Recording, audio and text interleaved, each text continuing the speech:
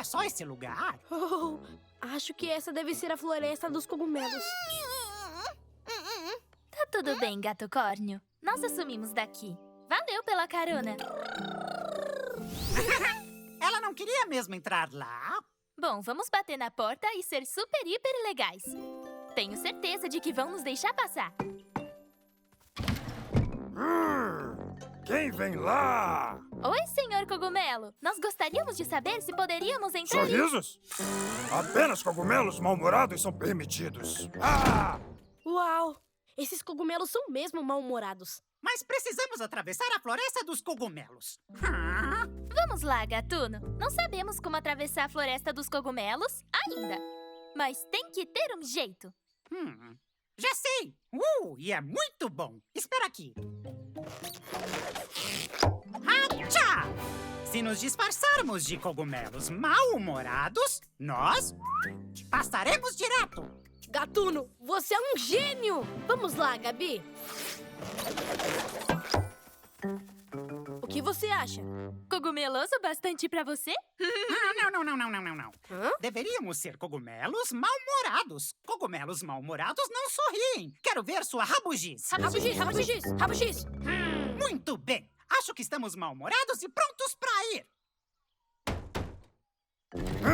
Quem vem lá? Apenas 3 cogumelos mal-humorados. Tudo bem, podem entrar.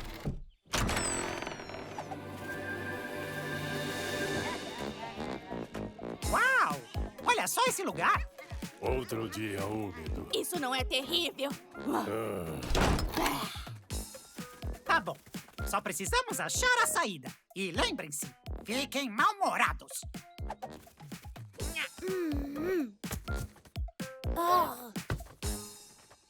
Opa, eu peguei. Quem está pronto pra pegar, seus fofinhos? Seus fofinhos! Isso não é mal-humorado. Ah, verdade. Quero dizer, ei, cuidado pra onde joga essa bola, cabeça de cogumelo. Ufa. Oh.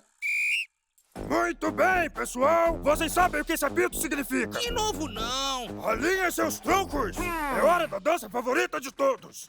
A pisada mal-humorada. A pisada mal-humorada? É só fingir até conseguir. Somos cogumelos, sempre mal-humorados. Pisamos forte, andando por aí. Pisa, balança, pisa, pisa e balança. Pisa, ei, cuidado! Opa, me desculpa por isso. Quero dizer... Toma cuidado, eu tô pisando aqui. Onde a gente estava? É. Pisa, balança, é assim que eu me mexo. Eu tenho biscoito! Mas é todo meu. Ele sempre me engana. A saída é por ali.